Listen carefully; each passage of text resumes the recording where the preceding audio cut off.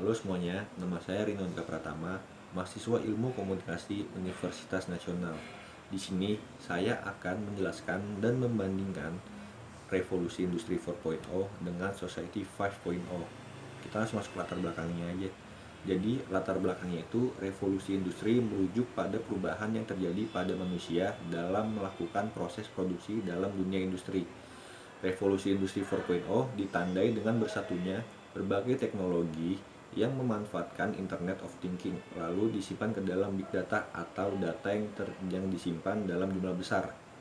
Nah, konsep Society 5.0 muncul akibat revolusi industri 4.0, di mana Society 5.0 merupakan suatu konsep masyarakat yang berpusat pada manusia dan berbasis teknologi.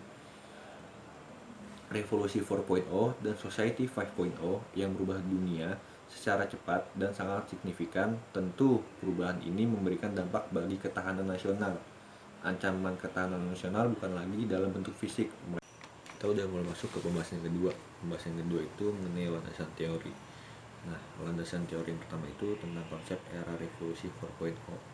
Istilah revolusi 4.0 pertama kali diperkenalkan oleh profesor asal Jerman yang bernama Klaus Schwab.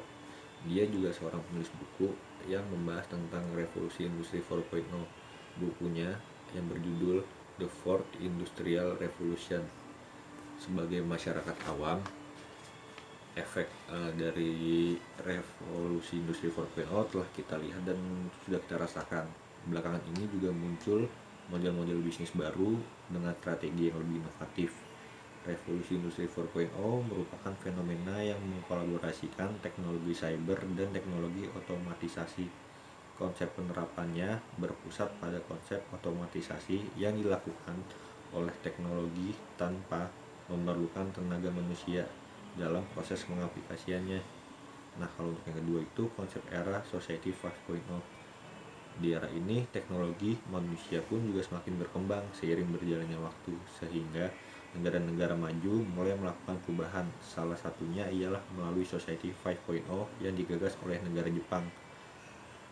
Konsep ini memungkinkan kita untuk menggunakan ilmu pengetahuan yang berbasis modern untuk melayani kebutuhan manusia.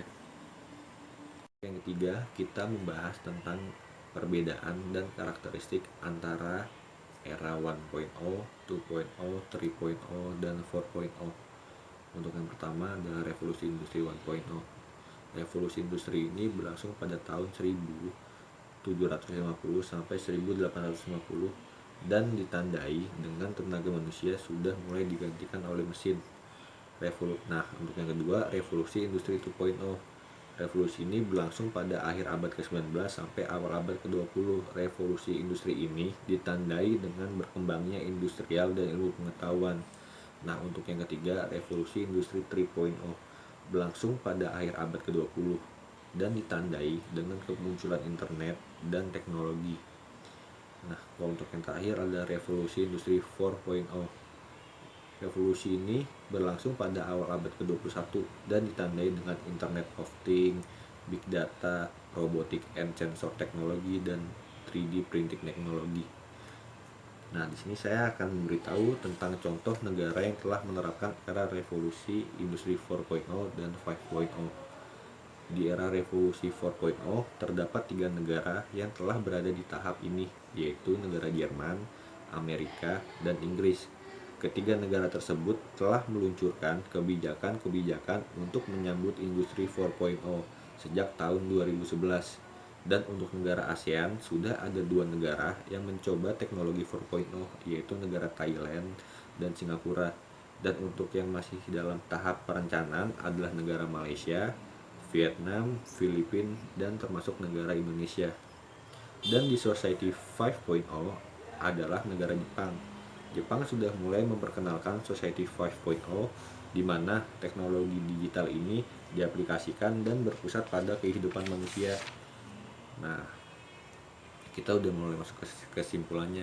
Jadi kesimpulannya, konsep revolusi industri 4.0 dan Society 5.0 tidak memiliki perbedaan yang jauh. Hanya saja konsep 5.0 lebih memfokuskan konteks terhadap manusia. Jika revolusi industri 4.0 menggunakan AI dan kecerdasan buatan dan kecerdasan buatan yang merupakan komponen utama dalam membuat perubahan.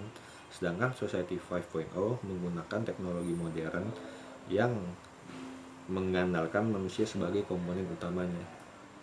Sekian video dari saya. Jika banyak kekurangan, mohon maaf.